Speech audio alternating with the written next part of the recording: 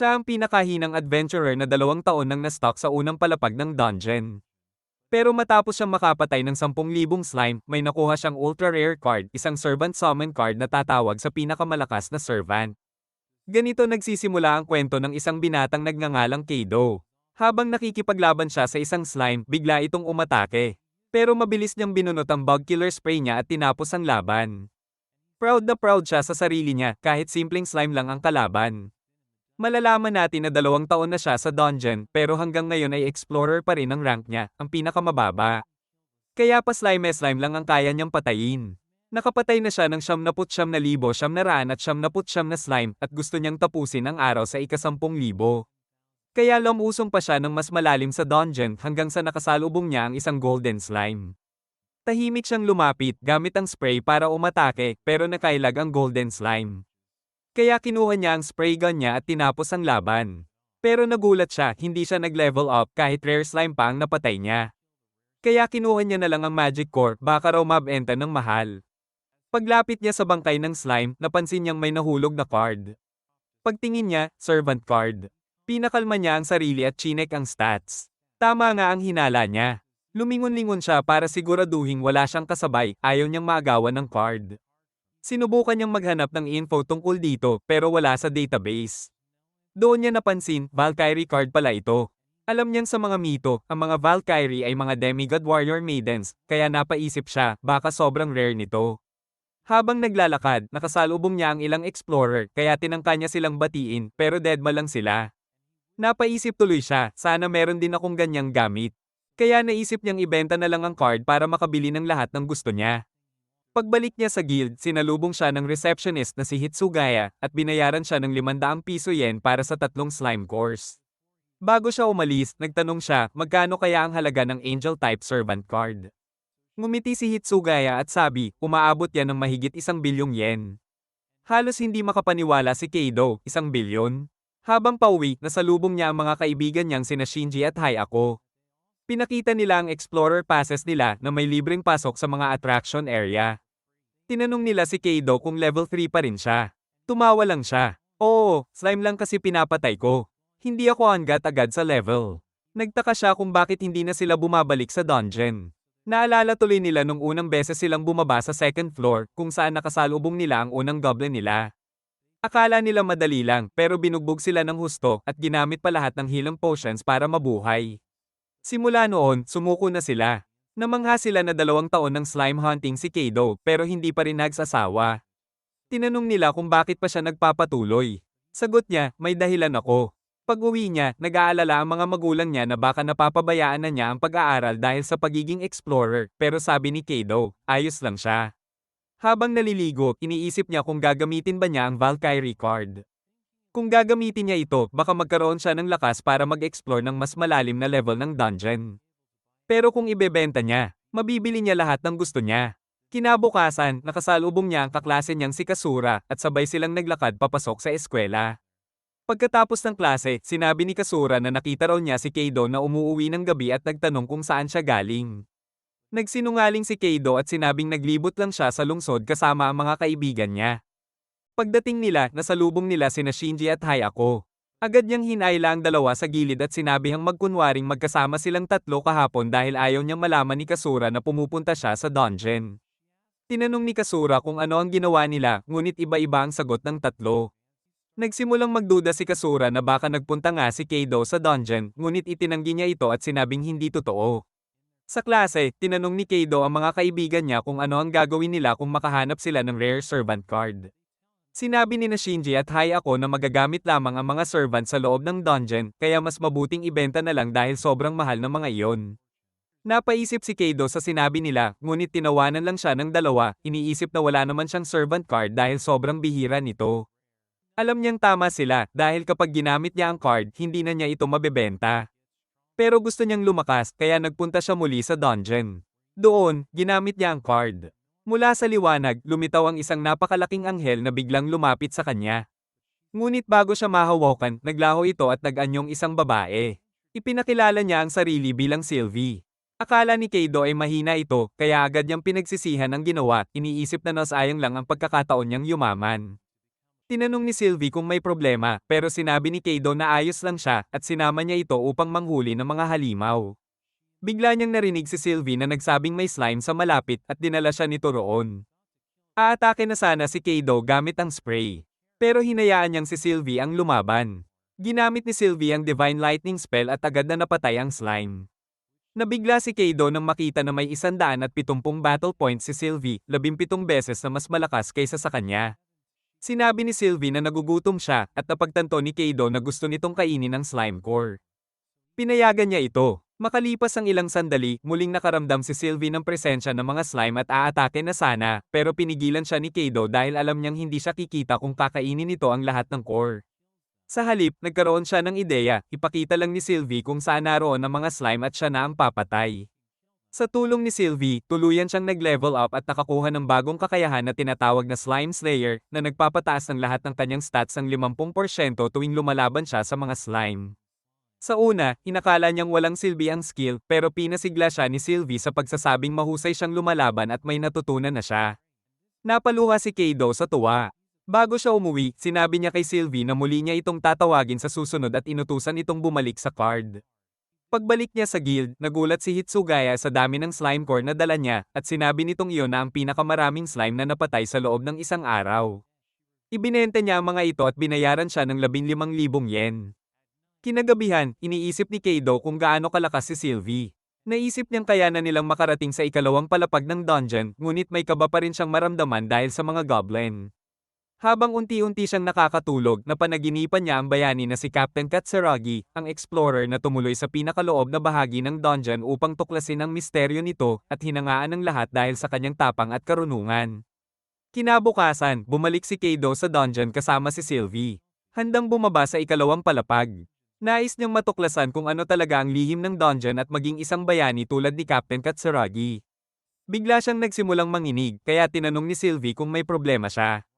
Sinabi niyang ayos lang siya, ngunit halatang kinakabahan.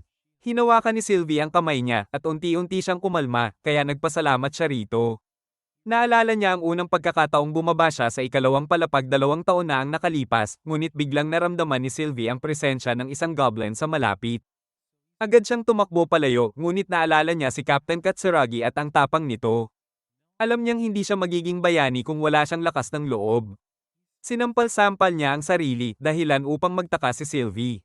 Ngunit sinabi niyang nagpapalakas lang siya ng loob.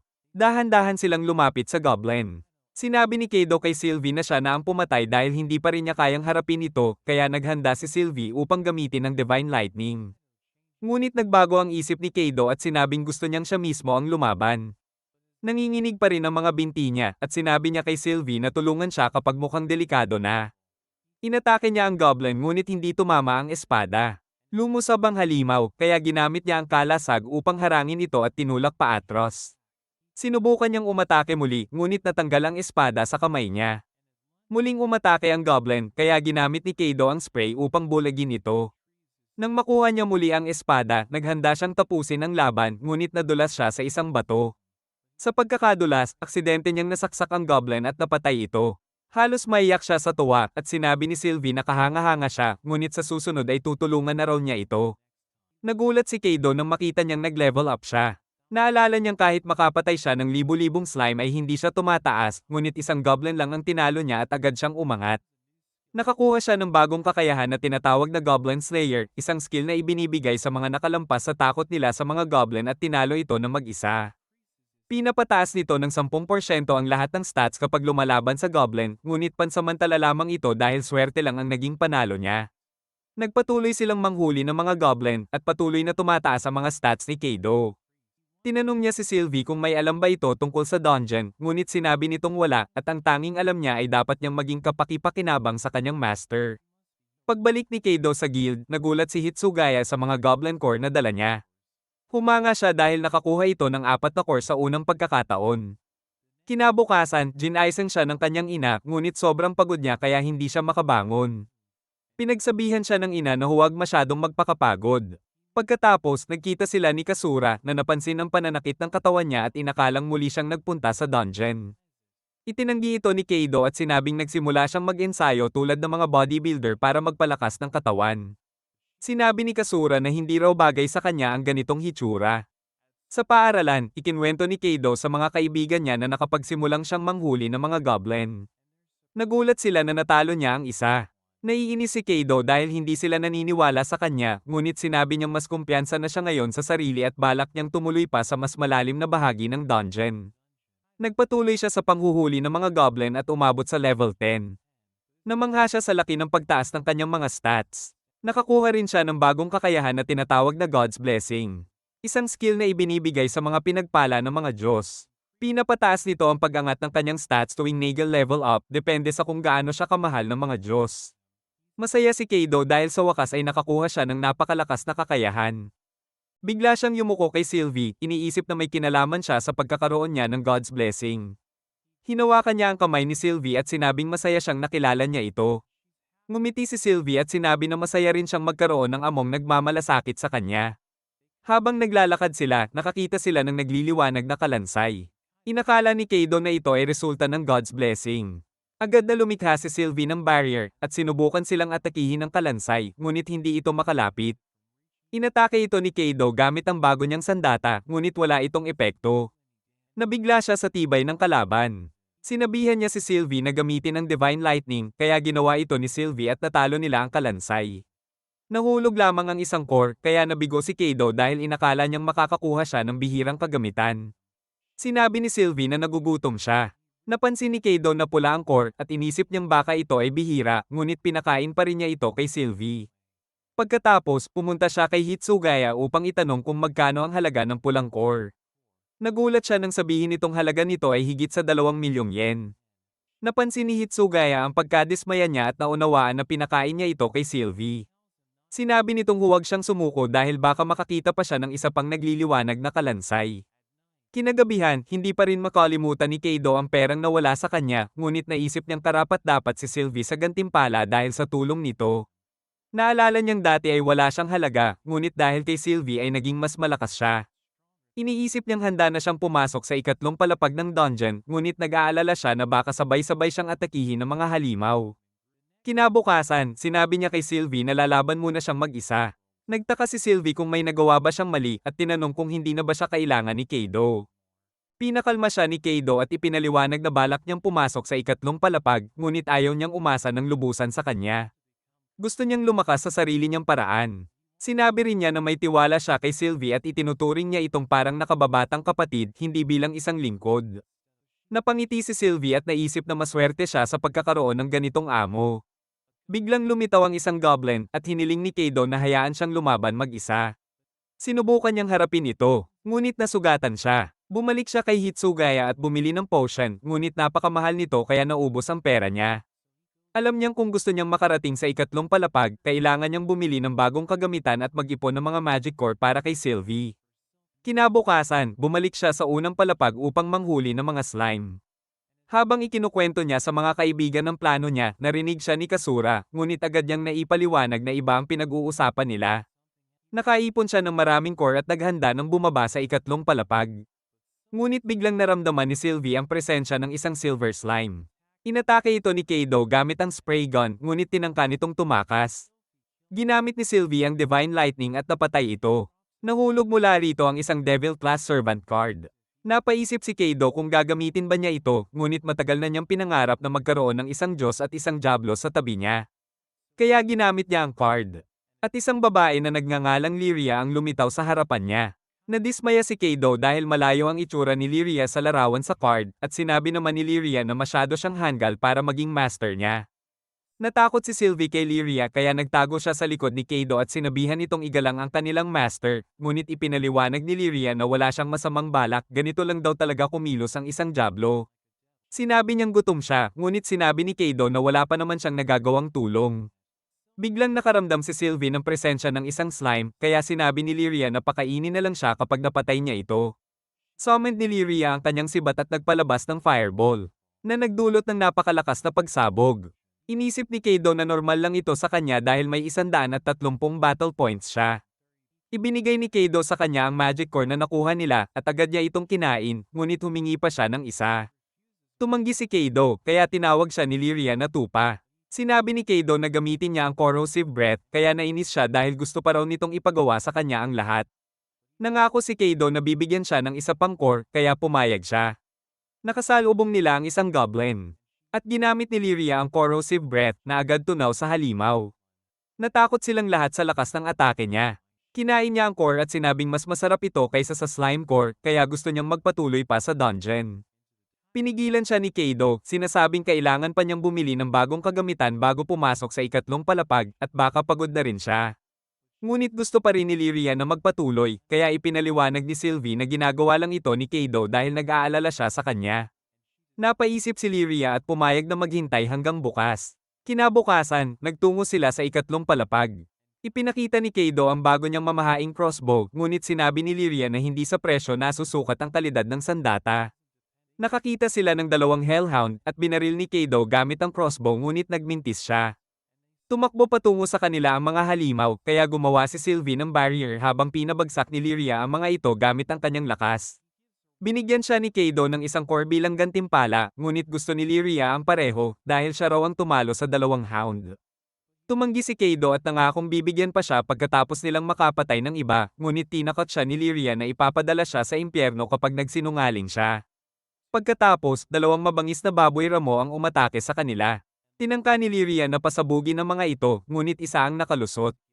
Nagpa siya si Kaido na harapin ito at binaril ng palaso, na tumama sa mata nito, ngunit patuloy pa rin itong sumugod. Natomba siya dahil sa kaba, at nang tutulungan na sana siya ni Sylvie, binaril niya muli ang halimaw at tumama sa ulo, dahilan upang mapatay niya ito. Pinuri siya ni Sylvie, ngunit sinabi ni Liria na natomba siya dahil sa kaba, at itinanggi naman ito ni Kaido, sinasabing nadapa lang siya. Pagkatapos ng laban, napansin ni Kaido na wala siyang kinikita dahil inuubos ni Liria ang lahat ng core. Nakadinig siya ng grupo ng mga babae na nagsasabing nakarating na sila sa ika-6 na palapag matapos bumuo ng party at napaisip siya kung maaabot din nila iyon ni Sylvie at Liria. Sa paaralan, napansin ng mga kaibigan ni Kaido na masaya siya kahit abalang-abala sila sa pagpili ng unibersidad. Wala siyang pakialam dito. Narinig siya ni Kasura at tinanong kung saang unibersidad siya mag-a-apply, kaya sinabi ni Kaido na gusto pa rin niyang pumasok sa parehong paaralan na pipiliin ni Kasura. Sa dungeon, makikitang patuloy na nangangaso ng mga halimaw si Kaido. Nang maubos ni Liria ang lahat ng core, tinanong niya si Sylvie kung may problema ba ito, ngunit sinabi nitong ayos lang siya. Pag-uwi ni Kaido, nanood siya ng pelikula at naisip na baka mag-away sina Sylvie at Liria, kaya kailangan niyang gumawa ng paraan para mapigilan iyon. Kinabukasan, napansin ni Kasura na hindi natulog si Kaido at nagtataka kung ano ang bumabagabag sa kanya. Hindi niya kayang sabihin kay Kasura ang totoong dahilan ng kanyang problema, kaya sinabi niyang may dalawang babae ang kanyang mga kaibigan na may magkabaligtad na personalidad at mukhang ayaw ng mabait na babae sa isa. Humingi siya ng payo kung paano niya mapapalapit ang dalawa sa isa't isa at sinabi ni Kasura na tanungin niya ang mabait na babae kung ano ang nararamdaman nito. Sa dungeon, tinawag ni Kaido si Sylvie at tinanong kung galit ba siya kay Liria. Ipinaliwanag ni Sylvie na natakot siya sa una, ngunit natutunan na niyang magustuhan ito. Napansin ni Kaido na parang may bumabagabag kay Sylvie dahil nag-iiba ang kilos nito nitong mga araw, kaya sinabi niyang gusto niyang maging tapat ito sa kanya dahil mahalaga siya sa kanya. Sinabi ni Sylvie na may isa lang talagang nakakainis sa kanya, ang pagiging mabait ni Kaido kay Liria. Gusto niyang pantay silang tratuhin. Dahil napapansin niyang mas marami ang binibigay nitong core kay Liria, at mula nang dumating ito, bihira na siyang kausapin. Pinanggakuan siya ni Kaido na aayusin niya ito. Habang naglalakbay sila, pinuri ni Kaido si Sylvie, ngunit nagselo si Liria at hiniling na purihin din siya. Nakakita sila ng mabangis na baboy ramo, at nang matalo ito ni Sylvie, tumaas ang kanyang antas, kaya natuwa siya at ibinigay ang kredito kay Kaido. Biglang lumitaw ang tatlong hellhound at sinabi ni Kaido kay Sylvie na patalunin ang mga ito dahil gusto niyang makita kung gaano na siya kalakas. Ginamit ni Sylvie ang Divine Lightning at naubos agad ang tatlong halimaw, kaya namangha si Kaido. Isang mabangis na baboy ramo ang biglang sumugod, kaya gumawa si Sylvie ng barrier para protektahan silang lahat at napansin ni Kaido na mas tumatagal na ito kaysa dati. Tatapusin na sana ito ni Liria, ngunit gusto ni Kaido na siya mismo ang pumatay, kaya panyanan niya ang baboy ramo. Pagkatapos ng laban, ibinigay niya ang dalawang core kay Sylvie at wala kay Liria dahil wala itong nagawa sa labanan. Hiningi ni Sylvie ang mas marami pang core dahil gutom pa rin siya at napagtanto ni Kaido na tumataas ang gana nito kumain kapag tumataas ang antas niya. Nang pumunta siya kay Hitsugaya, napansin nitong pabawas ng pabawas ang mga core na dala niya. Bumalik siya sa unang palapag upang manghuli ng mga slime. Ngunit gusto ni Lyria na tumulong. Pinatigil ito ni Kaido dahil kung tutulungan siya ng dalawa, wala na siyang may bentang core. Sinabi ni Lyria na wala sanang silbi ang pagkakasama nila kung hindi rin naman sila gagamitin, ngunit sinabi ni Sylvie na nandito sila upang suportahan siya. Sinabi ni Kaido na ang suporta nila ang nagbibigay sa kanya ng lakas ng loob, kaya nagpa siya si Lyria na cheeran siya habang nangangaso. Nagulat si Hitsugaya nang makitang mga slime core na naman ang dala ni Kaido. Dahil akala niya ay pumapasok na ito sa ikaapat na palapag. Ipinaliwanag ni Kaido na mahina pa ang kagamitan niya, kaya naghahanap siya online ng bagong armor at sandata. Nang makakita siya ng suit na gusto niya, nagulat siya sa presyo dahil sobrang mahal nito. Kinabukasan, nakatagpo sila ng espesyal na slime at sinabi ni Kaido na kailangan nila itong talunin anuman ang mangyari. Ginamit ni na Sylvie at Lyria ang kanilang mga mahika at binura ito sa isang iglap.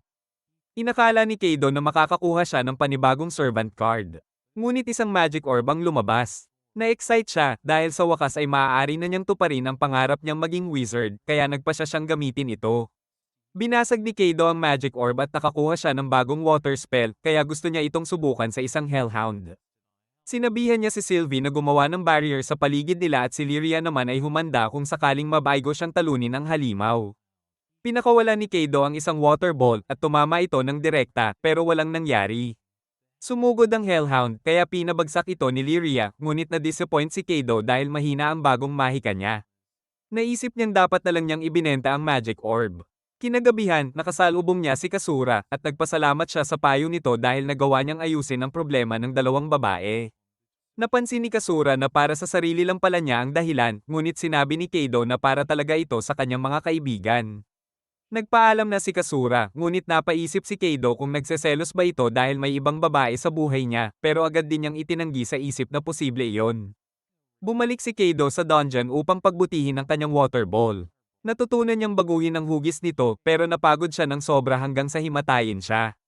Habang palabas siya ng dungeon, nabundol niya ang isang babae na nagngangalang Aari na agad napansin ang pagod niya at sinabihan siyang maging mas maingat. Humingi siya ng paumanhin at naglakad palayo habang napansin ni Aari na matindi itong nagsasanay. Tinawag siyang weirdo ng kasama niyang si Miko pero sinabi ni Aari na dapat silang magsikap gaya niya kaya nagpa siya silang manghuli ng maraming halimaw. Kinabukasan sa klase, sinermonan si Kaido ng guro dahil natutulog siya sa gitna ng lecture. Sinabi niyang nagsasanay lang siya ng husto. Kaya natawa ang buong klase. Tinanong siya ng mga kaibigan kung bakit siya nagsasanay at sinabi niyang gusto niyang pagbutihin ng water ball dahil magiging kapaki-pakinabang ito sa mga raid. Narinig siya ni Kasura at tinanong kung nagsasanay ba siya sa dungeon, ngunit itinanggi niya, sinasabing natututo lang siyang sumayaw.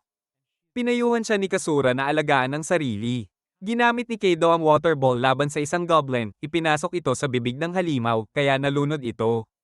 Ngunit napansin niyang na-stock siya sa level 11 dahil kaunti na lang ang experience points na nakukuha niya sa ikatlong palapag, kaya naisip niyang bumaba pa ng mas malalim. Kinabukasan, suot na niya ang mamahaling suit na nakita niya online, ngunit tinawag siya ni Lyria na mukhang talunan. Ipinaliwanag ni Kaido na proteksyon ito para sa katawan niya. Pero dahil manipis ang material, ramdam pa rin niya ang sakit kapag tinatamaan. Ipinakita rin niyang bumili siya ng bracelet na nagpapalakas sa epekto ng mga mahika, iniisip niyang mas mapapahusay nito ang water ball pero hindi pa niya ito nasusubukan. Pagdating nila sa ikaapat na palapag, nakaramdam si Sylvie ng matinding presensya at isang higanteng ipis ang lumitaw. Nataranta ang dalawang babae at sabay na ginamit ang kanilang mahika para ito'y lipulin. Habang ipinaliwanag ni Kaido na puno ng ipis ang ikaapat na palapag. Napansin niyang naiwan na siya ng dalawa. Pagdating niya sa ikalimang palapag, nahabol niya sina Sylvie at Lyria.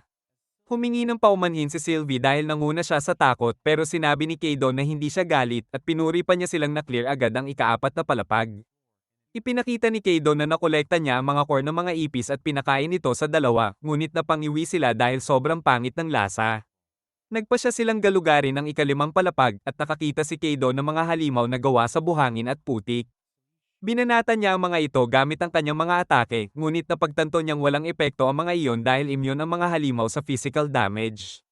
Humingi siya ng tulong kay Lyria, at ginamit nito ang Hellfire upang sunugin ang mga halimaw. Naunawaan ni Kaido na kailangan niyang umasa sa dalawang babae upang malampasan ang mga halimaw sa palapag na iyon.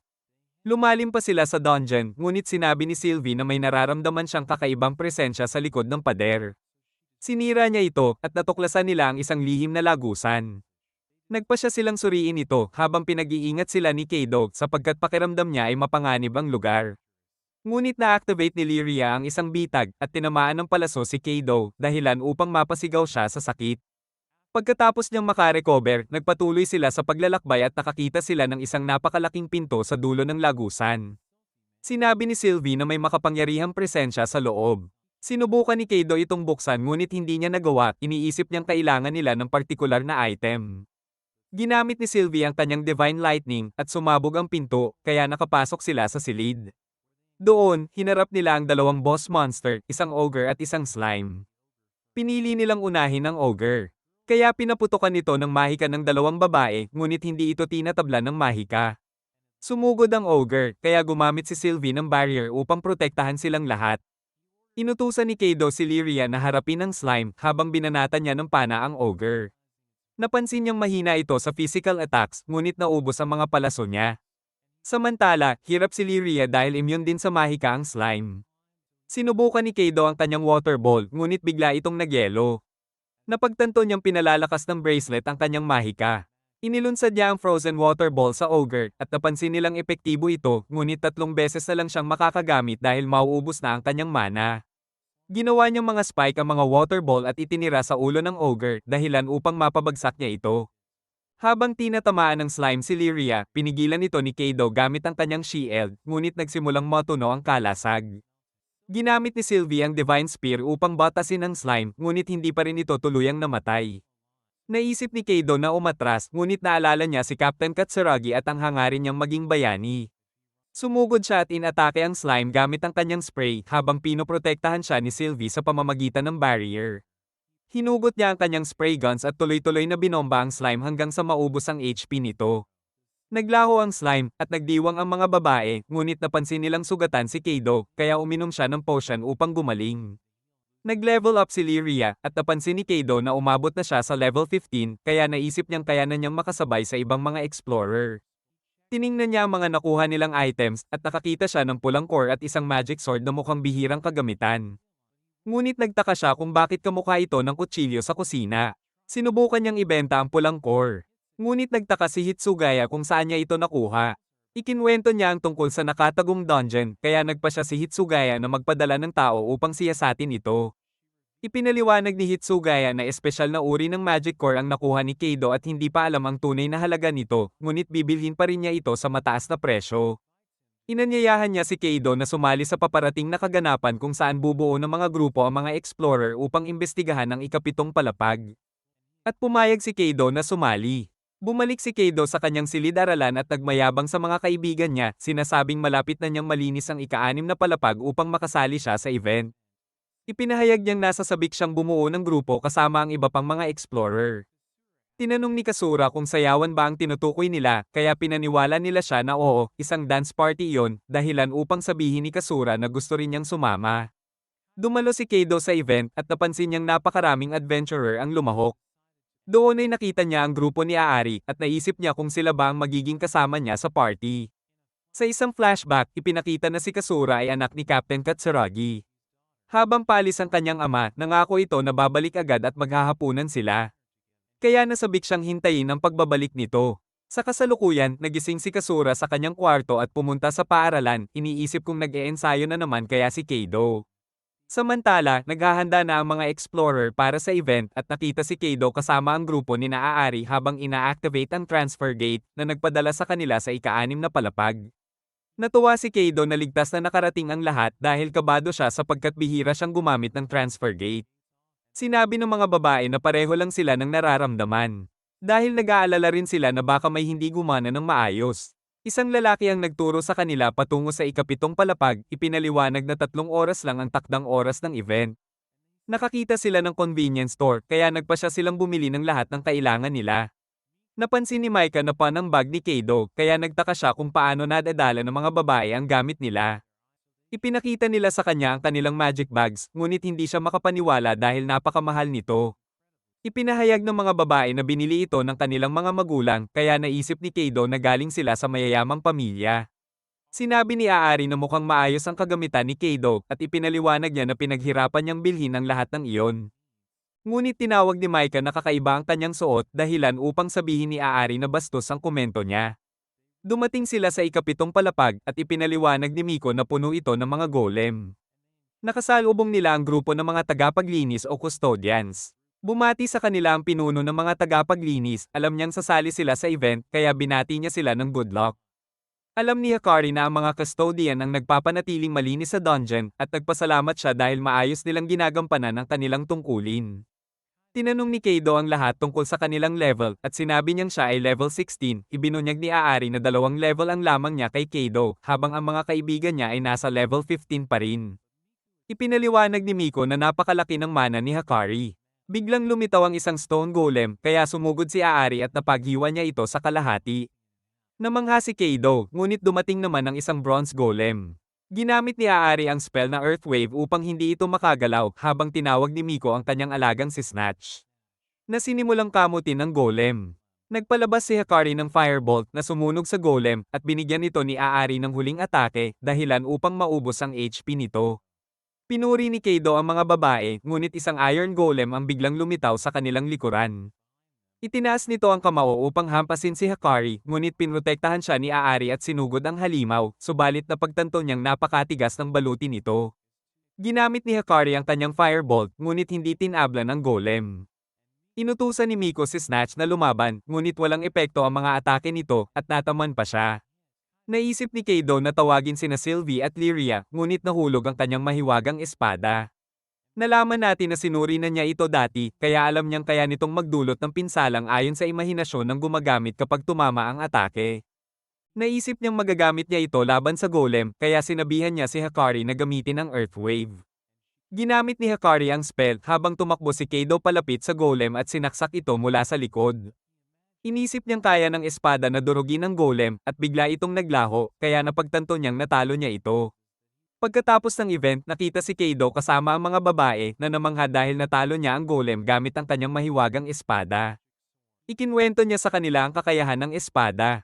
Sinabing nakuha niya ito matapos talunin ng isang halimaw. Pinuri niya si Snatch, sinasabing wala pa siyang nakitang kagaya nito kahit sa mga pelikula.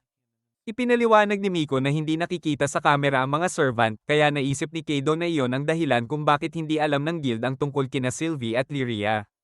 Tinanong niya si Miko kung itinatago rin ba niya si Snatch, ngunit ipinaliwanag nito na nabili niya ito sa isang auction at rehistrado ito sa guild, kaya alam ng lahat ang tungkol dito.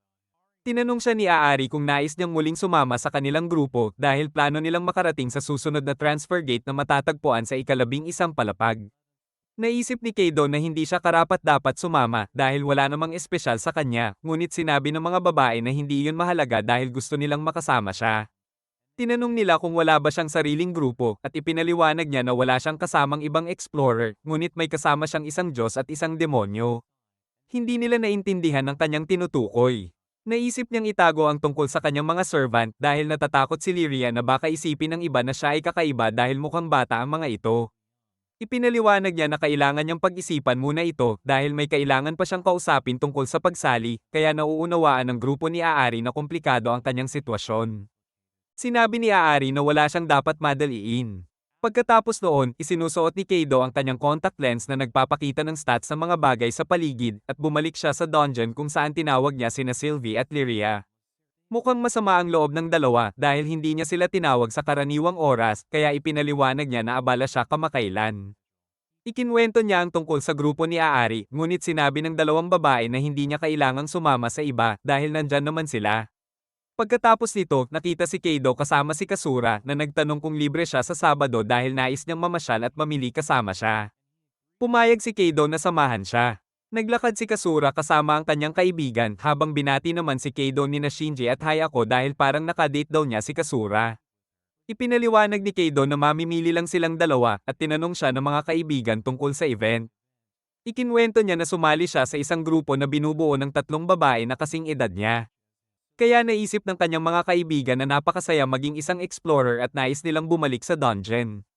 Nakita si Kasura at Keido sa mall kung saan napansin nila ang isang patalastas tungkol sa mga magic core. Napansin ni Kasura na nakikinig si Keido rito kaya naisip niyang interesado ito sa mga dungeon ngunit sinabihan niya ito na huwag muna iyong isipin sa araw na iyon. Tinanong ni Kasura si Keido kung kailan sila huling lumabas ng magkasama at naalala niya na sobrang saya nila noon kasama ang ama ni Kasura noong bata pa sila. Pagkatapos, sinubukan ni Kasura ang mga damit na gusto niyang bilhin at tinanong si Keido kung alin ang bagay sa kanya, pero kahit anong isuot niya, pareho lang ang sinasabi ni Keido, maganda raw siya sa lahat. Nang tanungin niya kung alin ang pinaka-nagustuhan niya, pinili ni Keido ang kasalukuyang suot niya, kaya napagdesisyonan niyang iyon na lang ang bibilhin. Paglabas nila, sinabi ni Kasura na gusto niyang sumakay ng bangka, kaya sumama si Keido. Habang naglalayag sila, napansin niyang karamihan ng mga tao roon ay mga magkasintahan, kaya pakiramdam niya parang date na rin ang nangyayari. Naiisip niya na imposibleng siya ang yayain ni Kasura sa isang date. Habang magkasama sila, napansin ni Kasura na gumaganda ang pangangatawan ni Keido. Marahil dahil sa training nito. Sinabi rin niyang nag-e-enjoy siya sa araw na iyon. Kinahapunan, nakita nilang muli ang parehong advertisement sa istasyon ng tren. Habang pinagmamasdan ito ni Keido, napatingin naman si Kasura sa isang ina na may kargang sanggol. Sinabi niya na may gusto pa siyang puntahan bago siya umuwi. Pumunta sila sa guild at alam ni Kasura na malapit lang doon ang dungeon. Iniisip niya na baka nasa loob pa rin ang kanyang ama. Naalala niya ang araw na pananggakwan siya nitong sabay silang kakain ng hapunan. Ngunit hindi na ito nakabalik. Naisip niya kung bakit gustong pumasok ng mga tao sa dungeon. Ngumiti siya kay Keido at sinabing nag-enjoy siya sa araw na iyon, ngunit mukhang oras na para umuwi. Habang naglalakad siya palayo, nabanggit ni Keido na gusto niyang maging isang bayani tulad ng ama ni Kasura. Narinig iyon ni Kasura, kaya nagkunwari siyang hindi niya ito narinig, at si Keido naman ay nag-acting na parang wala siyang nasabi. Pagkatapos, bumalik si Keido sa dungeon. Sinubukan niyang pagsamahin ng water ball at ang espada niya. Kaya nakagawa siya ng frozen blade at ginamit ito para talunin ang isang golem. Sinabi ni Sylvie na ang galing nun, ngunit alam ni Lyria na sinusubukan lang ni Keido na ipakita ang galing niya sa mga babae. Nabigla si Keido na agad niya itong nahal ata. Tinanong ni Sylvie kung balak ba talaga niyang sumali sa kabilang party dahil baka hindi na siya masaya sa kanila. Naiinis din si Lyria dahil napansin niyang binabawasan ni Keido ang pagkain nila, kaya nangako si Keido na hindi siya lilipat. Ngunit nagbago ng isip si Sylvie at sinabi niyang susuportahan niya si Keido. Tinanong niya kung bakit gusto nitong sumali sa ibang party at sinabi ni Keido na masyadong malakas ang mga kasama niya kaya gusto niyang makisama muna sa iba para mas maasa pa ang sarili. Naunawaan ni Sylvie ang dahilan niya at sinabi ni Keido na weekends lang naman siya sasama sa kabilang grupo. Pag-uwi niya, kinakabahan si Keido habang iniisip kung tatawagan ba niya si Aari. Pero bago siya makapagdesisyon, bigla siyang tinawagan ni Kasura. Nagtaka siya kung bakit, kaya tinanong niya ito kung may alam bang paraan para hindi kabahan ng isang tao. Sabi niya, si Shinji raw kasi kinakabahan tuwing tatawag sa isang babae at gusto lang daw niyang tulungan ito. Ikinwento ni Kasura na nung bata pa siya. Sobrang kinakabahan siya bago mag-perform, pero tinusok siya ng kanyang ama sa pisngi para mapangiti at dahil doon, nawala ang kaba niya. Sinubukan ni Keido ang payo at sinabi niyang mukhang gumana nga. Doon napagtanto ni Kasura na para pala kay Keido mismo ang payo at tatawag ito sa ibang babae. Kaya kahit gusto pa sana niyang ayain si Keido, binati na lang niya ito ng good night kahit halatang nagseselos siya. Samantala, abala si Aari sa training. Tinawagan siya ni Keido at sinabi nitong makakasama siya sa kanila. Ngunit weekends lang. Sinabi ni Aari na ayos lang iyon dahil pumapasok din naman silang lahat sa paaralan sa weekdays at sa weekends lang sila bumababa sa dungeon. Nakikita natin ang grupo sa loob ng dungeon. Inutusan ni Keido si Hakari na gamitin ang Earth Wave at si Miko naman na tawagin si Snatch para gambling ang mga golem. Ginamit ni Keido ang kanyang Ice Sword at tinamba ang dalawang golem habang tinapos naman ng mga babae ang natitirang mga kalaban. Humanga sila sa bagong kakayahan ni Keido at napansin ni Aari na maging ang mga utos niya ay eksakto at maayos, parang sanay siyang mag-explore kasama ang iba, hindi mag-isa. Biglang kumalam ang tiyan ni Keido kaya napagdesisyonan nilang magpahinga para mag-lunch. Hindi makapaniwala si Keido sa pagkaing dala ng grupo, parang pang-picnic ng mga mayayaman, kaya napagtanto niyang ibang antas talaga ang mga ito. Kinabukasan, nagpasya silang bumaba sa 8th floor. Nakita si Keido na nakasuot ng life jacket. Nagtaka si Aari kung hindi ba siya marunong lumangoy, pero paliwanag ni Keido, may mga water-based monsters sa bahaging lubog sa tubig, kaya naghahanda lang siya. Dagdag pa niya, may magic resistance din ang suot niya. Sinundan nila si Snatch at bigla nitong naramdaman na may kalaban sa unahan. Isang axolotl ang lumitaw at binugahan si Keido ng asido, tinunaw ang kanyang life jacket. Hindi makapaniwala si Keido na nawala agad yon. Kaya iniiwasan niya ang kasunod na atake, pero napatumba ito ni Miko gamit ang kanyang crossbow. Habang nagpapatuloy sila, nakasalubong pa nila ang iba't ibang halimaw. Nahuli si Kaido ng isang higanteng pusit at itinapon siya sa tubig. Nagpanik siya, pero sinabihan siya ni Aari na pwede naman siyang tumayo dahil mababaw lang. Doon nila nalaman ng grupo na totoo nga, hindi talaga marunong lumangoy si Kaido. Maya-maya, sinalakay sila ng isang swarm ng mga isda, at habang nilalabanan nila ito, naubusan ng bala ang baril ni Kaido. Kaya ginamit niya ang kanyang kakayahan para kopyahin ang sandata ni Aari at nagsimulang putulin ang mga isda isa-isa. Nagtagumpay silang patayin lahat ng mga ito, pero naubos ang mana ni Kaido kaya nawalan siya ng malay. Pagmulat niya, nakita niyang nakasandal siya sa hita ni Aari, kaya agad siyang tumayo. Napansin niyang nakabawi na ang mana niya at sinabi ni Aari na ginamitan siya ng magic potion. Nagpasalamat si Kaido at humingi ng paumanhin dahil tiyak na mahal yon, pero sabi ni Aari, ayos lang dahil magka-party naman sila, kaya dapat nagtutulungan. Sabi pa ni Maika, sulit din naman dahil marami silang nakuha na monster cores mula sa mga isda. Biglang naramdaman ni Snatch na may paparating at isang napakalaking dinosaur boss ang lumitaw. Agad na inutusan ni Kaido ang lahat na umatras, kaya tumakbo ang grupo, ngunit hinabol sila ng halimaw. Nahulog ang mga bato sa daanan at hinaranggan ng labasan, kaya sinabi ni Kaido na kailangan nilang lumaban. Inutusan niya sila kung paano umatake, pero nang sundin nila ito, walang epekto sa kalaban. Sinaksak ni Kaido ang halimaw gamit ang espada niya, pero alam niyang kulang pa yon. Habang dinidistract niya ang boss, tumakbo si Aari sa likod nito at sinaksak sa ulo, ngunit hindi pa rin ito sapat. At nahagis siya palayo. Nilapitan siya agad ni Kaido, pero sinabi ni Aari na ayos lang siya dahil balang araw, magiging bayani rin siya. Naisip ni Kaido na lumalala ang sitwasyon, kaya pinag-isipan niyang tawagin sina Sylvie at Lyria. Habang naghahanda ang halimaw na umatake sa ibang mga babae, ginamit niya ang kanyang mga card at agad na lumitaw sina Sylvie at Lyria. Humingi siya ng paumanhin sa biglaang pagtawag, pero inutusan niya silang talunin ang boss. Sabay gumamit ng spell sina Sylvie at Lyria. At tuluyang napuksa ang halimaw. Nagpasalamat si Kaido sa kanilang tulong, ngunit nagselo si Lyria nang makita ang mga bagong kasama ni Kaido. Biglang niyakap ni Miko si Sylvie dahil cute daw ito, at si Aari naman ay tila natuwa kay Lyria. Nagsorry si Kaido sa grupo dahil itinago niya sina Sylvie at Lyria sa kanila. Ngumiti si Miko at nagsabing dapat silang magdiwang ng pagkakaibigan, kaya nag-aya siyang mag-relax sa bathhouse. Habang naliligo, namangha si Aari nang malamang may anghel at di man pala si Kaido bilang mga alagad niya. Naging komportable ang mga babae habang nagkukwentuhan, samantalang si Kaido naman ay naiwan sa labas kasama si Snatch. Pagkatapos ng paliligo, umuwi na sina Hakari at Miko, kaya naiwan si Kaido kasama si Aari. Naitanong ni Kaido kung bakit gusto niyang maging bayani. Ngumiti si Aari at sinabing gusto na niya iyon mula pa noong bata siya. Ipinakita kung paano niya minsang tinanong ang ama niya kung bakit kailangang maging malakas. Sagot ng ama, para maprotektahan natin ang mga taong mahal natin. Ang mga nakakagawa niyon, sila ang mga tunay na bayani. Simula noon, iyon na ang naging pangarap ni Aari, ang maging bayani at maging isang dungeon explorer. Sinabi rin niyang may open weekend sa universidad nila, kaya inanyayahan niya si Kaido na pumunta. Ikinwento ito ni Kaido sa kanyang mga kaibigan, pero iminungkahi nilang si Kasura ang isama niya. Sa isip ni Kaido, imposibleng mangyari yon, pero nagkataong narinig siya ni Kasura at ng kaibigan nito. Dahil wala nang atrasan, tinanong niya si Kasura kung gusto nitong sumama sa kanya sa Okay University. Masaya si Kasura dahil iniisip niyang balak din ni Kaido mag-aral doon, kaya pumayag siya. Sinabi pa ng mga kaibigan ni Kaido na busy sila, kaya silang dalawa na lang ang magkasama. Dumating ang weekend at nagulat si Kaido nang makita si Kasura na suot ang bagong damit na siya mismo ang pumili noon. Sumakay sila ng tren papuntang Okay University at sinabi ni Kasura kay Kaido na lumapit ng kaunti, sabay pasasalamat sa pag-imbita sa kanya sa event. Alam ni Kaido na matagal nang gustong bisitahin ni Kasura ang campus at masaya itong nagawa niya kasama siya.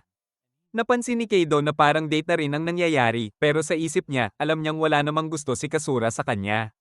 Masigla si Kasura habang sinasabing excited siyang makita ang universidad, pero bigla silang nilapitan ng mga kaibigan ni Kaido. Nagulat siya dahil alam niyang iba mga universidad na interesado ang mga ito. Ipinaliwanag ng grupo na gusto lang nilang makita ang event at nangakong hindi sila makikialam sa kanila. Habang naglalakad, napansin ni Kaido ang isang advertisement tungkol sa mga explorers. Tinanong ni Kasura kung nadidismaya ba siya na wala siya ngayon sa dungeon, pero ngumiti si Kaido at sinabing masaya siyang makasama siya sa araw na iyon, at ngayong araw, kalimutan muna niya ang tungkol sa dungeon. Pagdating nila sa campus, namangha ang mga kaibigan ni Kaido sa ganda ng lugar. Habang nag-iikot, itinuro ni Kasura ang mga puno ng cherry blossoms, sabay sabi na kapag nakapag-enroll na sila roon, sabay silang maglalakad sa ilalim ng mga iyon. Napaisip si Kaido at na-imagine ang isang maganda at tahimik na sandali kasama siya. Napansin ni Kasura na parang natulala siya, kaya natawa si Kaido at sinabing masyado pang maaga para mangarap, kailangan muna niyang pagbutihin ang mga grado niya. Pagdating nila sa reception area, nakasalubong nila si Aari. Tinanong nito kung sino ang mga kasama ni Kaido, kaya mabilis silang nagpakilala. Bahagyang nagulat si Aari at tinanong kung si Kasura ba ang girlfriend ni Kaido. Agad niyang ipinaliwanag na magkaibigan lang sila, kaya ngumiti si Aari at sinabing malaya silang maglibot. At bibigyan niya sila ng tour mamaya. Habang papalayo sina Kaido at Kasura, sinabi ni Aari sa sarili na magkaibigan lang naman sila, pero nagtaka rin siya kung bakit siya nakaramdam ng ginhawa. Samantala, tinanong ng mga kaibigan ni Kaido kung sino si Aari. Ipinaliwanag ni Kaido na nakilala niya ito sa dungeon at siya rin ang nagsabi tungkol sa event. Napansin nilang tila nagbago ang mood ni Kasura, halatang nagtatampo. Narealize ni Kaido na nagseselos siya nang maalala ni Kasura ang sinabi niyang kalimutan muna ang dungeon ngayong araw. Biglang hinayla ng mga kaibigan ni Kaido si Kasura palayo, sabay sabing kukuha lang sila ng mga bulaklak. Habang naglalakad, tinanong nila si Kaido kung nakabuo na ba siya ng party kasama si Aari. Naiinggit sila dahil nakilala niya ito. Pero alam din nilang nag-aalala si Kasura sa kanya dahil palagi siyang pumapasok sa dungeon. Binalaan nila si Kaido na mag-ingat sa mga sinasabi niya kapag kasama si Kasura. Pumunta sila sa auditorium at namangha sa laki nito. Napansin nila ang digital chalkboard at ipinaliwanag ni Kasura na pwedeng dumalo sa klase ang mga estudyante gamit ang kanilang tablet.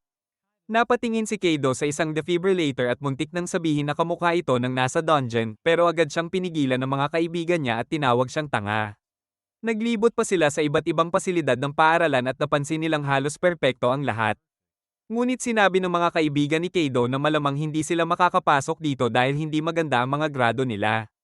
Alam din ni Kaido na isa siyang underachiever, kaya napaisip siyang kailangan niyang magsipag sa pag-aaral kung gusto niyang makapasok sa parehong universidad ni Kasura. Tinanong siya ng mga kaibigan kung paano niya babayaran ang matrikula dahil sobrang mahal ng tuition fee. Muntik na niyang masabi na mag-e-explore siya sa dungeon, pero napansin niyang nakikinig si Kasura, kaya mabilis niyang sinabi na maghahanap na lang siya ng part-time job. Habang naglalakad, napangiti siya at nagkaroon ng sandaling pangarap na muling makasama si Kasura sa ilalim ng mga cherry blossoms. Pero bigla siyang napatigil nang lumapit sina Aari at Miko, kaya ipinakilala niya sila sa mga kaibigan niya. Nagtaka si Kasura kung paano nakilala ni Kaido ang dalawang babae.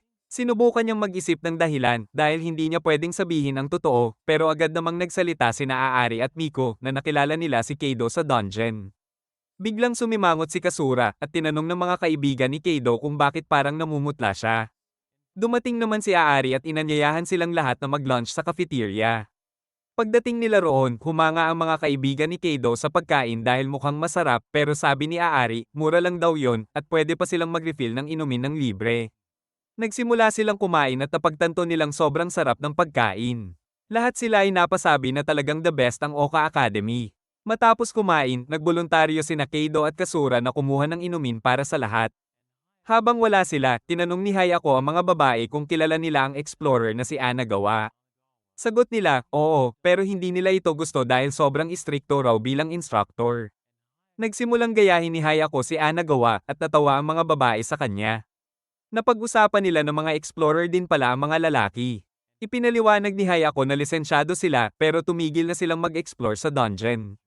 Kwento niya, madalas silang matulog sa lecture kaya marami silang hindi natutunan. Naalala rin niyang minsan gumamit siya ng potion sa klase, pero hindi ito umubra dahil kapag lumayo ng higit sa 3 kilometro mula sa dungeon, nawawala ang bisa ng mga item.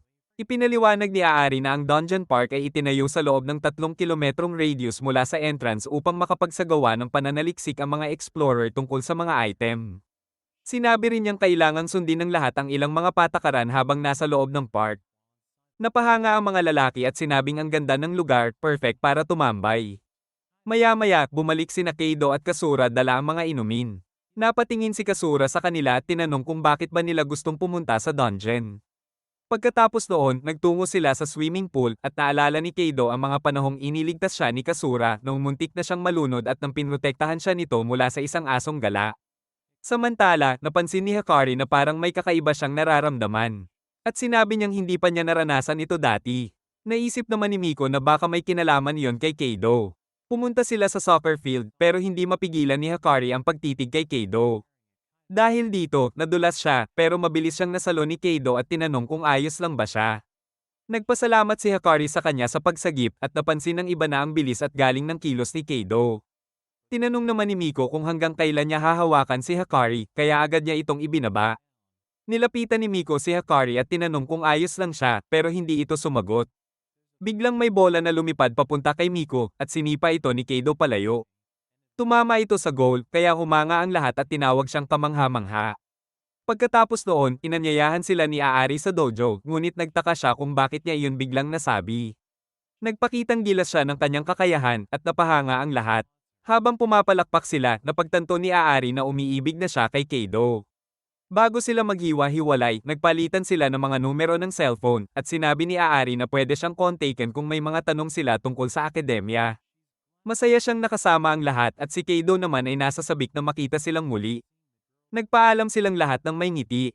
Pagkatapos, makikita sina Keido at ang kanyang mga kaibigan na nakasakay sa tren.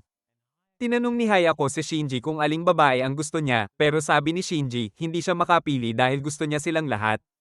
Naisip ni Hayako na dapat silang bumalik sa dungeon para makakilala ulit ng mga babae at tinanong niya si Kasura kung anong palagay niya.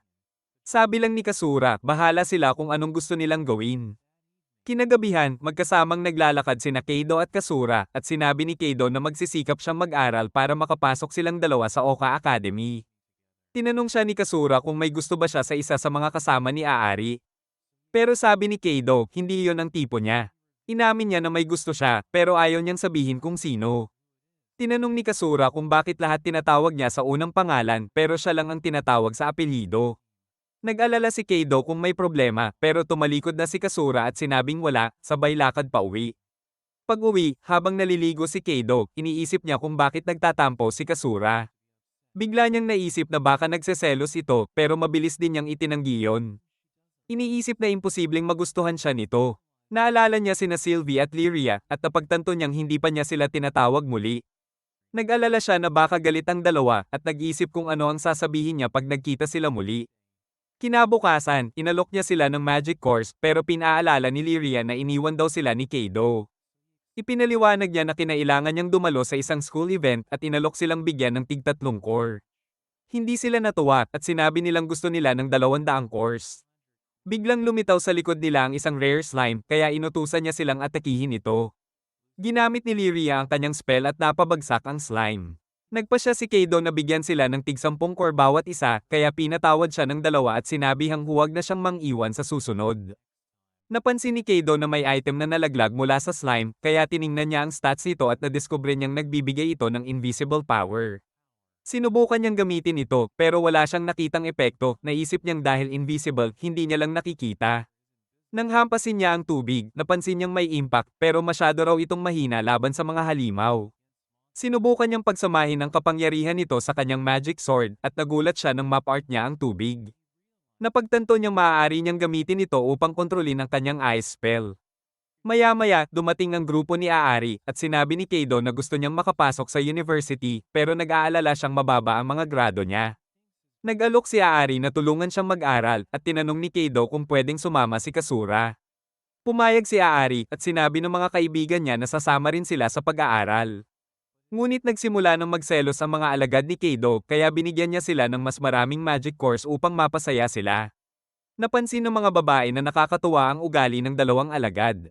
Pagdating nila sa ikalawang palapag ng dungeon, sinabi ni Sylvie na nakakaramdam siya ng malakas na presensya sa unahan, kaya nagtanong si Keido kung ano ang dapat nilang gawin dahil wala ng ibang daan.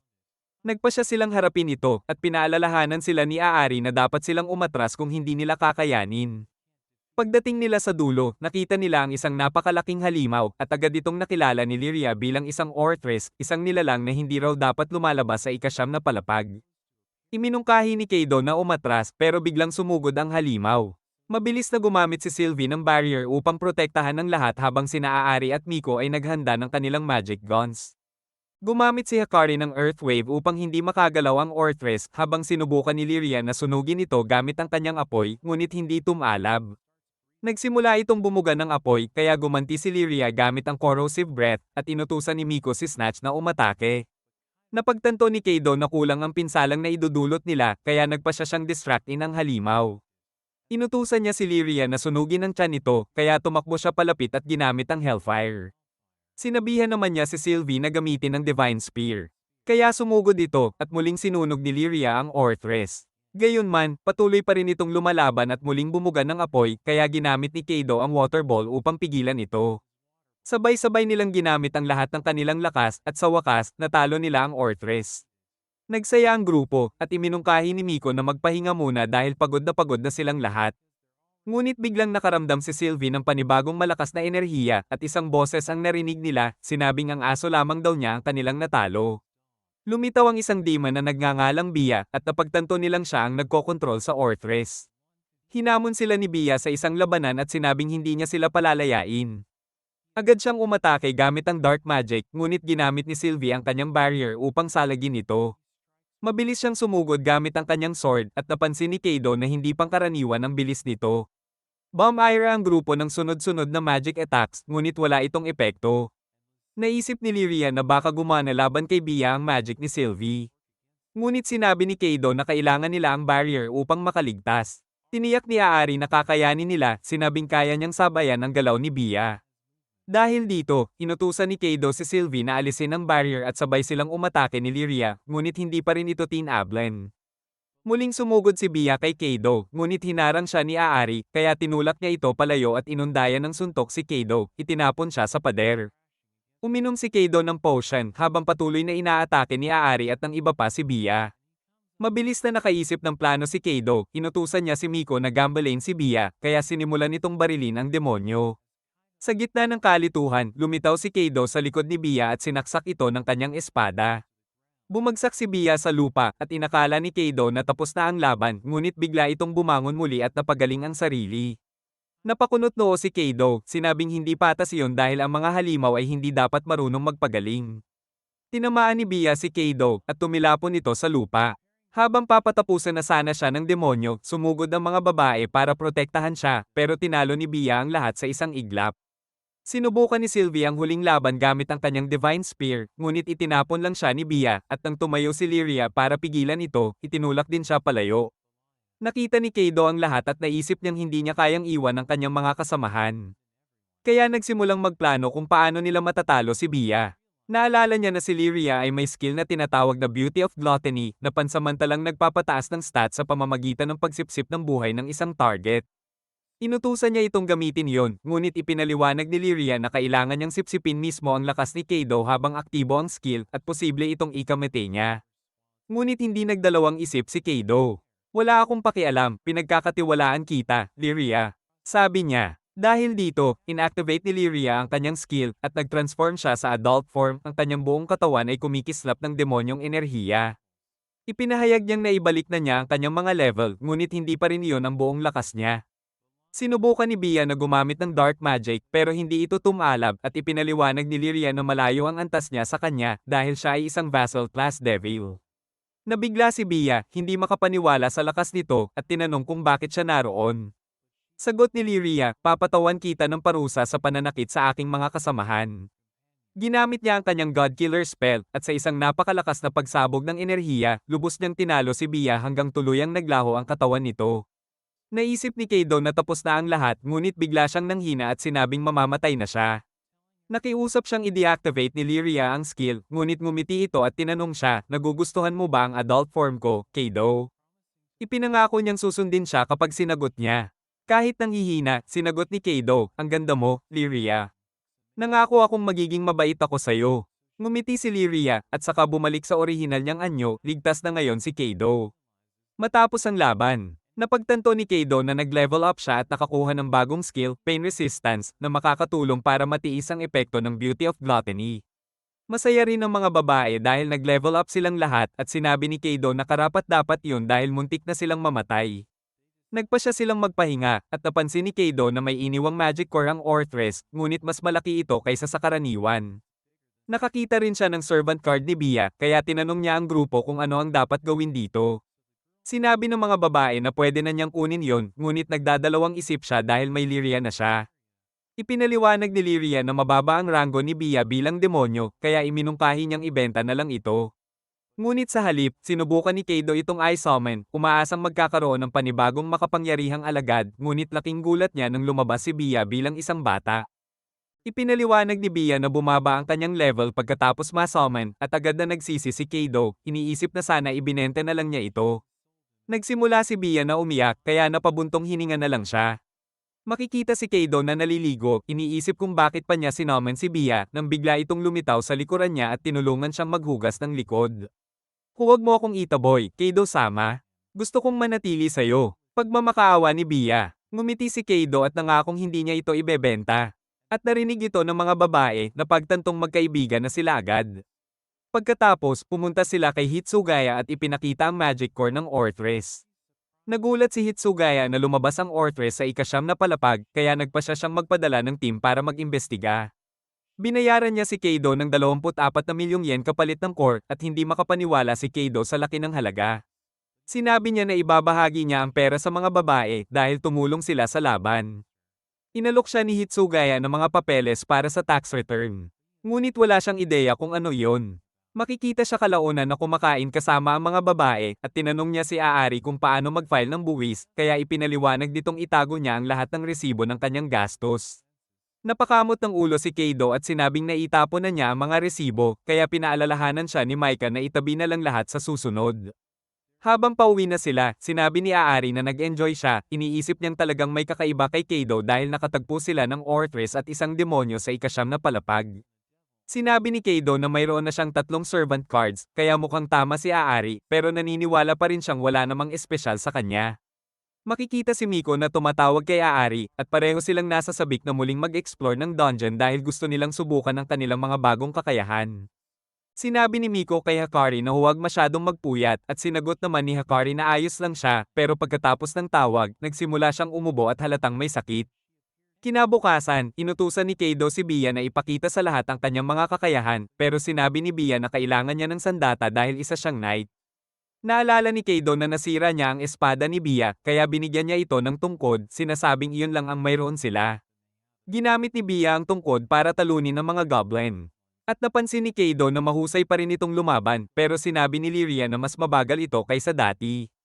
Ipinaliwanag ni Bia na nasa antas 1 pa lang ang kanyang katawan, pero nakiusap siyang payagan siyang manatili, sinasabing gusto niyang maging kapaki-pakinabang sa lahat at nangangakong gagawin ang lahat para maging espada ng grupo. Inamin ni Kaido na malakas pa rin si Bia at nagsabing inaasahan niyang makatrabaho ito. Nais niyang subukan ang kakayahan nitong pagalingin, kaya sinadya niyang bawasan ang kanyang HP at inutusan si Bia na gamitin ang Dark Cure. Pero kaunti lang ang naibalik nitong kalusugan. Ipinaliwanag ni Bia na sapat lang ito para maiwasan ang kamatayan, at naisip ni Kaido na posibleng gamitin ito kasabay ng Beauty of Gluttony ni Lyria para magkaroon ng walang hanggang loop ng pagpapagaling at pag-atake. Nais ni Lyria na subukan, pero pinaalalahanan siya ni Kaido na mababa na ang kanyang HP at maaari siyang mamatay. Natisod si Kaido sa bato at nasugatan ng kamay, pero ginamit ni Bia ang Dark Cure upang pagalingin ito. Napansin ni Kaido na nawala rin ang sakit. Kaya sinabi niyang napakakapaki-pakinabang ng kakayahan ni Bia. Samantala, ginamit ni Hakari ang Ice Circle para patigilin ang isang golem habang ginamit ni Aari ang bago niyang kakayahan para tapusin ito. Namangha si Kaido sa kanila, pero ipinaliwanag ni Aari na malaki ang nauubos na mana ng kanyang bagong skill kaya hindi ito dapat gamitin madalas. Lumabas pa ang ilang golem, pero ginamit ni Miko ang illusion magic upang lituhin ang mga ito, habang ginamit ni Snatch ang kanyang kakayahang hedgehog na naglalabas ng napakaraming karayom. Natalo nila ang mga golem, at napansin ni Kaido na mas malakas na ang kombinasyon ng kanilang mga pag-atake. Habang papalalim sila sa dungeon, nakatagpo sila ng grupo ng mga halimaw. Kaya inutusan ni Kaido si Sylvie na gamitin ang kanyang bagong kakayahan, ang Song of Valkyrie.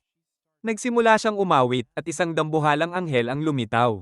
Napansin ni Kaido na tila may kakaibang lakas na dumadaloy sa kanyang katawan, at napansin niyang bumagal ang mga galaw ng mga halimaw.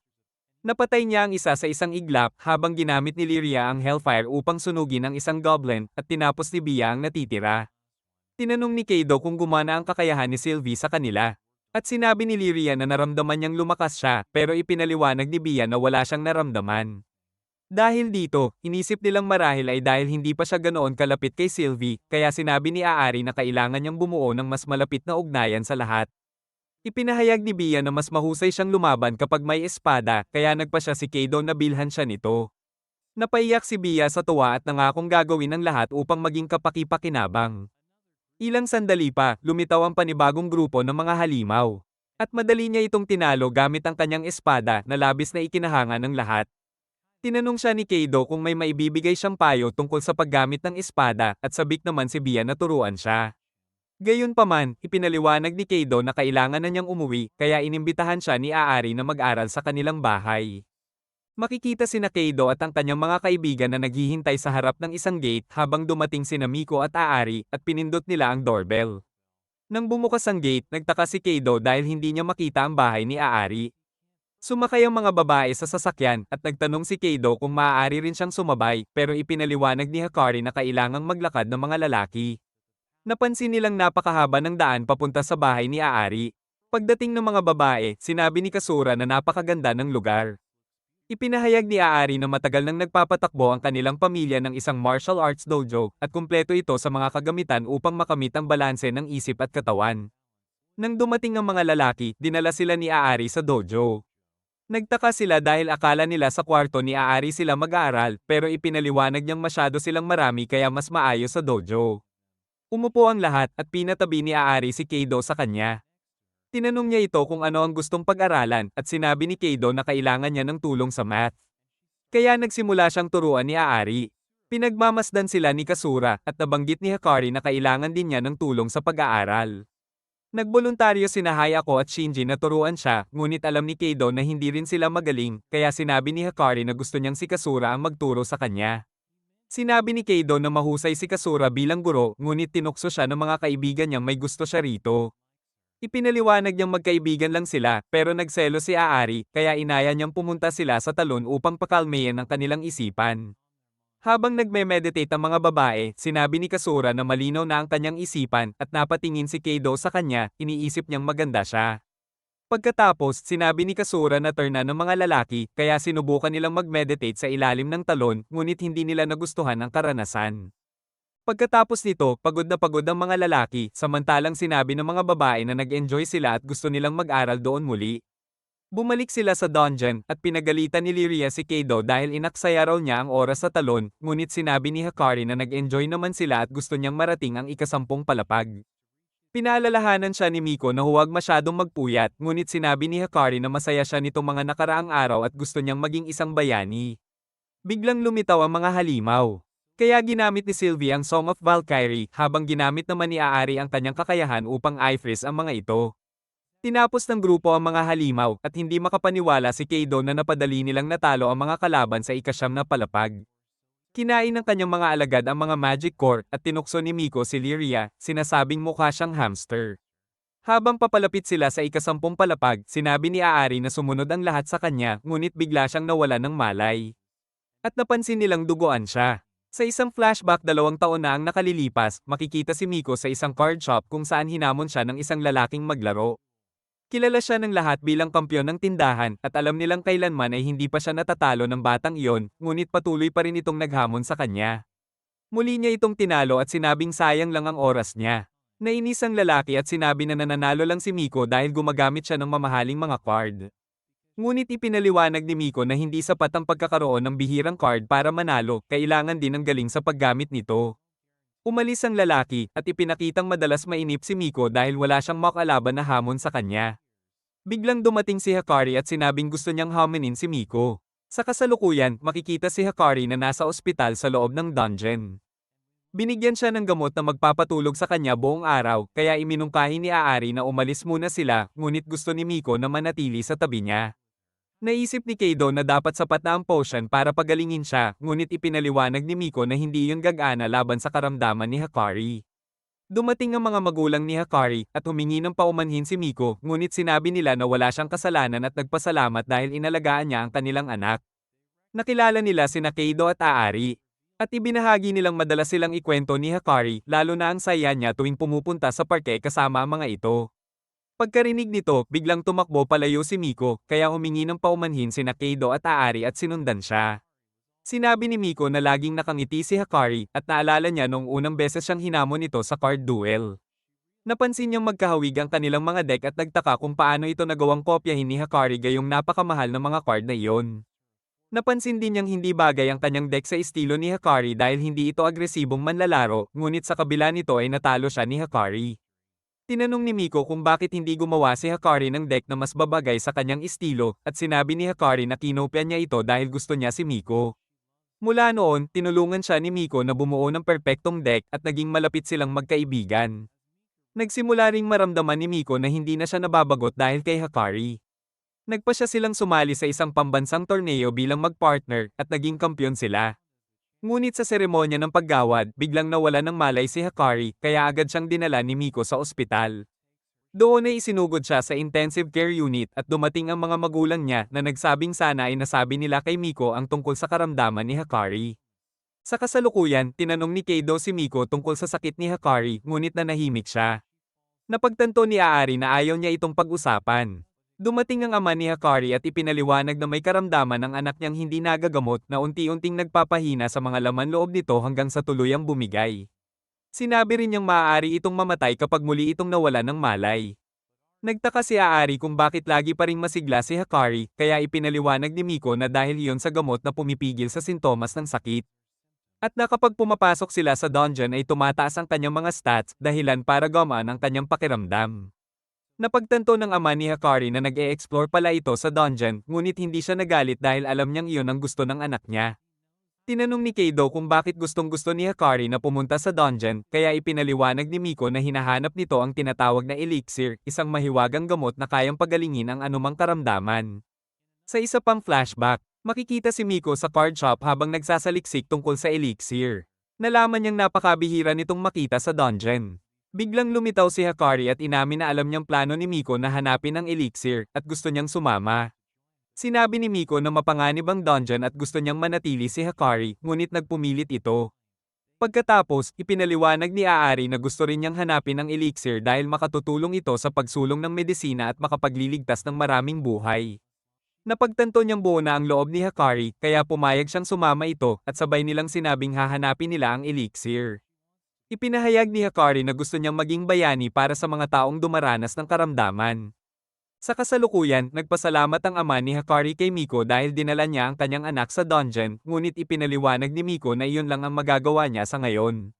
Napansin ni Keido na pamilyar sa kanya ang linyang iyon. Nagpa siya sina Keido at Aari na tulungan si Miko sa paghahanap ng elixir, iniisip nilang matatagpuan ito sa mas malalalim na palapag ng dungeon, kaya nagdesisyon silang bumalik at ipagpatuloy ang paglalakbay. Kinabukasan, nagtungo sila sa ikasampung palapag kung saan sinalubong sila ng grupo ng mga halimaw. Ginamit ni Sylvie ang Song of Valkyrie at inutusan ni Keido ang lahat na maghiwa-hiwalay upang patayin ang mga ito isa-isa. Pagkatapos ng laban, sinabi ni Bia na walang elixir na nakuha, ngunit ipinunto ni Maika na napakabihira ng item na iyon kaya kailangan lang nilang magpatuloy sa paghahanap. Biglang lumitaw ang isang sandworm at inipit si Keido, ngunit ginamit ni Miko ang kanyang illusion magic upang lituhin ito, dahilan para makawala si Keido. Sumugod si Bia at tinaga ang halimaw hanggang sa ito ay tuluyang mapire-piraso. Pagbalik nila sa ospital, ikinwento nila kay Aari ang nangyari, at sinabi nitong gusto na rin niyang bumalik sa dungeon upang makatulong sa paglaban sa mga halimaw. Paalis na sina Miko at Aari nang sabihin ni Aari kay Keido na gusto niyang maging bayani na kayang protektahan si Hikari dahil yun lang ang magagawa niya sa ngayon. Biglang naalala ni Keido na narinig na niya ang parehong linya noon. Tumawag si Kasura at tinanong siya tungkol kay Aari. Habang iniisip ni Keido kung magsisinungaling ba siya, bigla niyang naalala si Kapitan Katsuragi na minsang nagsabi kay Kasura na nag-e-explore siya ng dungeon dahil gusto niyang maging bayani ng lahat at iyon lang ang kaya niyang gawin sa ngayon. Natigilan si Keido, tinapos ang tawag, at nagpa siya na bumalik sa dungeon dahil may oras pa bago ito magsara.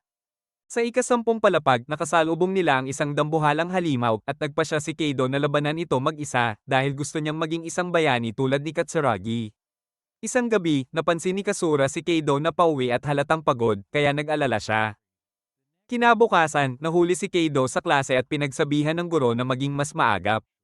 Pagkatapos ng klase, tinanong ni Hayako at Shinji si Kasura kung bibisitahin ba niya si Hikari, ngunit sinabi niyang hindi siya pupunta. Samantala, si Keido ay nakatulog sa silid-aralan. Nang magising, sinabi niyang pagod lang siya at kailangan niyang bumalik sa dungeon upang hanapin ang elixir. Pumunta naman sina Hayako at Shinji sa ospital kung saan naglaro si Hayako ng card game kasama si Hikari, ngunit lagi siyang natatalo. Ibinunyag ni Hikari na palaging nagme-message si Kasura sa kanya. Ngunit nagtaka siya kung bakit hindi siya binibisita nito, iniisip na may kinalaman iyon kay Kapitan Katsuragi. Ikinwento ni Hikari na habang nagbabasa siya tungkol sa kasaysayan ng mga dungeon, napansin niyang pareho ang apelyido ni Katsuragi at ni Kasura, at maging ang kanilang mga mata ay magkahawig. Kumpirmado ito ni Hayako, sinabing si Katsuragi ay ama ni Kasura. Alam din ni Hikari na nawala ito matapos maabot ang ika-41 palapag, kaya iniisip niyang ayaw bumisita ni Kasura dahil naaalala nito ang kanyang ama. Ngunit naniniwala si Hikari na maaaring buhay pa si Katsuragi at ipinangako niyang hahanapin niya ito kapag gumaling na siya. Sa dungeon, makikita sina Keido at ang kanyang mga kasamahan na naghahanda sa laban kontra sa isang naglalagablab na Sphinx. Ginamit ni Sylvie ang kanyang awitin upang palakasin ang buong grupo, habang si Miko naman ay gumamit ng illusion magic upang lituhin ang kalaban. Sinamantala ito ni Aari at umatake mula sa likuran. Pagkatapos, binuksan ni Miko ang kanyang baril at pinaputukan ito, habang ginamit ni Keido ang kanyang mahiwagang espada upang ibigay ang huling hampas. Matapos ang laban, napansin nilang nag-level up sila, ngunit tanging isang magic core lang ang nakuha nila. Gayunman, iminungkahi ni Keido na magpatuloy pa sila, sinasabing dapat silang pumunta sa mas malalim na bahagi ng dungeon. Pagkatapos ng kanilang paglalakbay, ibinunyag ni Hitsugaya na kumita sila ng mahigit 4 na milyong yen, at sinabi ni Keido na hatiin iyon sa 4 dahil miyembro pa rin si Hikari ng kanilang grupo. Pag-uwi ni Keido, nanood siya ng palabas sa telebisyon kung saan nabanggit ng mga bida na ang mga bihirang item ay madalas matagpuan sa mas malalalim na bahagi ng dungeon. Naisip niyang mas lalaki ang tsansa niyang makuha ang elixir kung mas lalalim pa siya. Kaya nagsimula siyang maghanap ng impormasyon tungkol sa mga halimaw sa ika-12 palapag. Kinabukasan, nakatulog siya sa klase, dahilan upang pag-alitan siya ng guro habang nagtatawanan ng mga kaklase. Pagkatapos ng klase, nagmamadali siyang pumunta sa dungeon, ngunit pinigilan siya ng mga kaibigan, sinasabing masyado na siyang nagpapagod. Alam ni Kasura na ginagawa ito ni Keido para kay Aari, kaya pinayuhan niya itong magpahinga muna, ngunit nagpasya pa rin siyang magpatuloy. Pagdating niya sa dungeon, papasok na siya sa ika-12 palapag nang bigla siyang mawala ng balanse, at napansin ni Sylvie na labis na siyang pagod. Sinabi ni Lyria na huwag niyang pilitin ang sarili, ngunit sagot ni Keido na magso-scout lang sila. Pagpasok nila, napansin nilang nababalot ng yelo ang buong palapag at walang kahit isang halimaw na makikita. Nais na sanang umatras ni Keido, ngunit biglang nakaramdam ng kakaiba si Sylvie, at maya-maya lang ay dumagsa ang napakaraming boars papunta sa kanila. Lumikha si Sylvie ng harang upang protektahan ng lahat habang tumatakbo sila, ngunit nang mapansing nahahabol pa rin sila, napilitan silang lumaban. Muling ginamit ni Sylvie ang kanyang awitin upang palakasin ang grupo, at naglabas si Lyria ng Hellfire upang sunugin ang mga halimaw. Ngunit tumagos lamang ang mga ito. Napilitang sumabak sina Bia at Keido sa labanan habang tinawag ni Sylvie ang Divine Lightning upang tamaan ang mga kalaban. Matapos ang matinding labanan, nakapatay sila ng marami at nag-level up sina Lyria at Sylvie. Gayunpaman, muling nanghina si Keido at tinamaan ng mga halimaw. Bago pa man bumagsak ang kanyang kalusugan sa zero, nailigtas siya ni Bia. Ibinunyag ni Sylvie na sila ni Lyria ay nakakuha ng bagong mga kakayahan matapos mag-level up. Kaya sabay nilang ginamit ang mga ito. Habang sumisugod ang mga halimaw, sabay nilang pinakawalan ang kanilang mga kapangyarihan, nagdulot ng napakalakas na pagsabog. Nang tumigil ang labanan, nakita ni Bia na nawala ng malay si Keido, kaya ginamo niya ito ngunit hindi pa rin ito nagigising. Napansin ni Sylvie ang mga potion sa bag ni Keido, kaya kinuha niya ang isa at sinubukang ipainom sa kanya, ngunit hindi ito gumana. Ginamit niya ang sariling bibig upang ipasok ang potion, at napansin niyang unti-unting bumubuti ang kalagayan nito. Ginawa rin ito ni Lyria, at salaitan nilang pinilit si Keido na magising. Nagkamalay siya kalaunan at nagpasalamat sa kanyang mga alagad sa pagliligtas sa kanya, ngunit agad din siyang nawala ng malay muli. Sa ospital, sinuri siya ng doktor habang dumating sina Aari at Miko upang tanungin si Hitsugaya kung ano ang nangyari. Ipinaliwanag nito na nakasagupa ni Keido ang isang stampede, at sinabi ng doktor na gumaling na ang mga sugat nito dahil sa potion, ngunit kailangan pa rin niyang magpahinga. Tinanong ni Miko si Keido kung ayos lang ba siya, at inamin niya na natakot talaga siya. Pagkatapos nilang umalis sa ospital, inalok ni Aari na ihatid siya pauwi, ngunit sinabi ni Keido na ayos lang siya, sabay takbo palayo. Naiwan sina Aari at Miko na nagtataka kung ano ang bumabagabag sa kanya. Pag-uwi ni Keido, sinunog niya ang lahat ng magazine at artikulo tungkol sa dungeon, kabilang na ang isa tungkol kay Captain Katsuragi. Pagkatapos, nagtungo siya kay Kasura upang kausapin ito. Sinabi niyang sa wakas ay naiintindihan na niya ang nararamdaman nito, naisip niyang baka mamatay na talaga siya sa dungeon, kaya ngayon alam na niya kung gaano kabigat ang pag-aalala ni Kasura sa kanya. Ibinunyag niya na si Captain Katsuragi ang naging bayani niya, at nang mawala ito, maraming tao ang bumatikos sa kanya. Wala siyang nagawa noon kundi panoorin si Kasura, kaya nangako siyang ipapatunayang mali ang mga iyon sa pamamagitan ng pagtupad sa hindi nagawa ng ama nito, ang maabot ang pinakamalalim na bahagi ng dungeon at maging isang bayani, hindi para sa sarili niya, kundi para sa dangal ni Katsuragi at sa kapakanan ni Kasura. Ngunit ngayon, humingi siya ng tawad dahil takot na siyang ipagpatuloy pa. Ngumiti si Kasura, sinabing natuwa siya dahil ginawa iyon ni Keido para sa kanya, ngunit napansin niyang ginagawa na rin ito ngayon ni Keido para kay Hakari. Naalala niya ang sinabi ng kanyang ama tungkol sa tunay na kahulugan ng pagiging bayani, ang maglingkod at mag-alay ng sarili para sa iba. Kaya't sinabi niya kay Keido na bayani na ito para sa kanya, at naniniwala siyang ganoon din ang tingin ni Hakari. Bagaman nag-aalala siya sa tuwing pumapasok ito sa dungeon, alam niyang pagsisisihan ni Keido kung titigil siya ngayon. Kaya hinikayat niya itong bumalik kahit may takot pa rin sa puso nito. Hindi sigurado si Keido dahil wala siyang ideya kung paano mapapakuha ang elixir, at kung totoo nga bang umiiral ito, ngunit sinabi ni Kasura na gawin na lang niya ang kaya niyang gawin, at doon siya biglang nagkaroon ng ideya. Nagpaalam siya at nangakong babalik, saka naghanda sa kanyang pagbabalik sa dungeon. Nang magtagpo sila ng iba pa, sinabi niyang magpo-focus sila sa pag-farm ng mga slime sa unang palapag. Ipinaliwanag niyang tila may mga bagay na natural na naaakit sa kanya, kaya baka iyon ang pinakamabilis na paraan para makuha ang elixir. Tutol muna si Maika, sinabing ang mga bihirang item ay karaniwang nasa mas malalim na palapag, ngunit pinaalala ni Aari na parehong sina Sylvie at Lyria ay natagpuan ni Keido sa unang palapag, kaya sumang-ayon din siya. Magsama-sama silang nag-farm ng mga slime, pati sina Hayako at Shinji ay tumulong. Lahat sila nakatuon sa iisang layunin, iligtas si Hakari. Matapos ang mahabang oras ng paghahanap, nagpahinga muna sila, ngunit unti-unti silang nawawala ng pag-asa dahil wala pa ring rare drop. Biglang bumati si Shinji ng Merry Christmas at tinanong ni Hayako kung magdadala kaya si Santa ng elixir sa kanila. Naisip ni Keido na dapat silang magdaos ng Christmas party kasama si Hakari, at muling nabuhayan ng loob si Maika, sinabing hindi siya sasuko. Ngunit biglang nakaramdam si Sylvie ng kakaibang presensya, isang lakas na hindi pa raw niya nararanasan kailanman. Agad silang nagtungo upang tingnan, at natuklasan nilang may rainbow slime sa harapan nila. Sinabi ni Keido na hindi nila ito pwedeng palayain, kaya pinalibutan nila ito mula sa lahat ng panig. Sabay-sabay nilang inatake ang halimaw, ginamit ni na Sylvie at Lyria ang kanilang mga mahika, ngunit hindi sapat, at sinubukan ng slime na tumakas. Gayunman, pinigilan ito ng lahat at sabay-sabay silang umatake hanggang sa tuluyang mapabagsak nila ito. Samantala, sa ospital, makikita sina Aari at Miko na palihim na inilalabas si Hakari habang hinahabol sila ng doktor. Ngunit sa halip na pigilan, pinili ng mga magulang ni Hakari na magtiwala sa kanila na alam nilang gagawin ng mga kaibigan niya ang lahat para mailigtas siya. Nagkita-kita silang lahat muli, at sinabi ni Miko kay Hakari na may gusto silang ipakita sa kanya.